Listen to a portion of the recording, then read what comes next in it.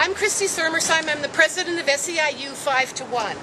And my job here today is to make sure that the workers in the city of Palo Alto, there are about 600 of them in this beautiful city, that they understand that they have the support of the 50,000 or so other members in SEIU 5 to 1, all the way from Monterey Bay down the San Joaquin Valley to Kern. So this situation here in Palo Alto, in this beautiful city, is sometimes portrayed as a fight between the workers of the city and the residents of the city. In no way is it that. These workers just want to ask the city council, what are they doing with their finances and why are they making the priority decisions that they're making?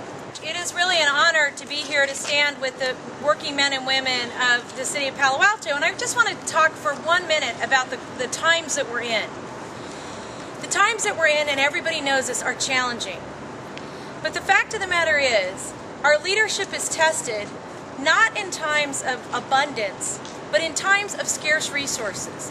How do we make decisions about making sure that we're looking out for the broadest sector of our community? That is what leadership is about. These workers clean and maintain the parks. They build the roads and streets. They are your neighbors if they can afford to live here. The leaders in Palo Alto need to think very carefully about the kind of city that they want to be. And I think the kind of city that Palo Alto has always been is to bring people around the table and solve problems together. And the employees that work for this city have been outstanding. They are trying to give money back to the city and do it in a way that keeps their families whole. I've noticed in the last several days the rhetoric heating up. I've noticed some anti-labor rhetoric. And that's really unfortunate. It's not right and it's not fair. And it won't produce positive results. The labor unions are an invaluable, integral, essential part of our social compact. They represent people who do the work of the cities, creating invaluable services for all of us. The kinds of questions that city employees are raising regarding the city's fiscal capacities are completely legitimate. They are precisely the same kinds of questions that are being raised by residents, community groups, unions, and taxpayers in cities throughout the state.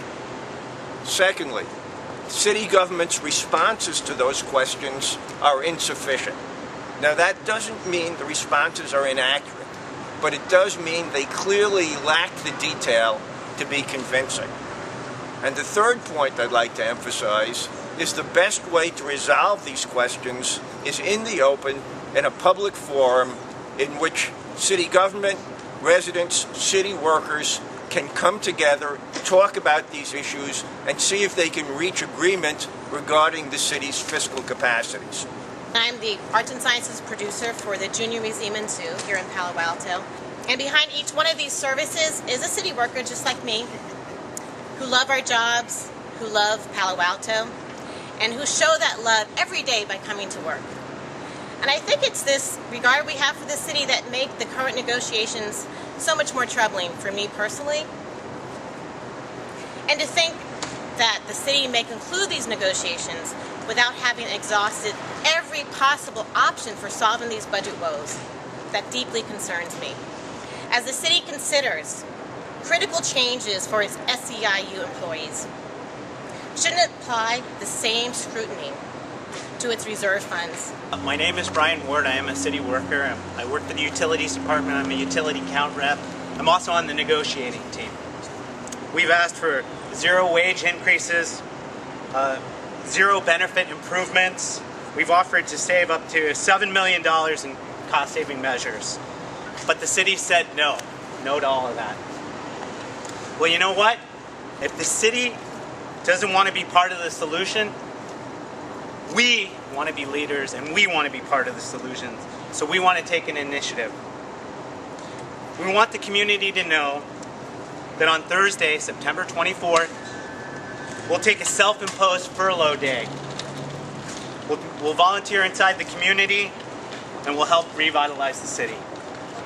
We'll clean up the city creeks. We'll hold story times in front of libraries. We'll do what we can. We are here today to support our employees the people who do work that is vital to our quality of life. This is a time for us to stand and take care of them and their families. So I will be volunteering with some of those folks on Thursday. I hope you'll be doing the same. Thanks.